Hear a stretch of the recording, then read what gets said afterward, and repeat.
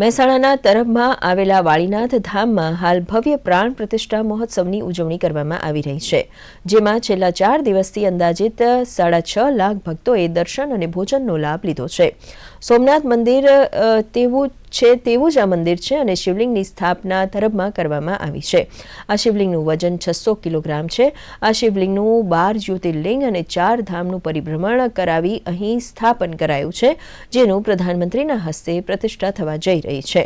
આ મહોત્સવમાં કલા અને સંસ્કૃતિના દર્શન થઈ રહ્યા છે, તો વિવિધ કલાકારો દ્વારા રોજ લોક સંસ્કૃતિ અને વિવિધ કાર્યક્રમો કરવામાં આવી રહ્યા છે. ભારત વર્ષના સાધુ મહાત્માઓ અહીંયા આવ્યા છે.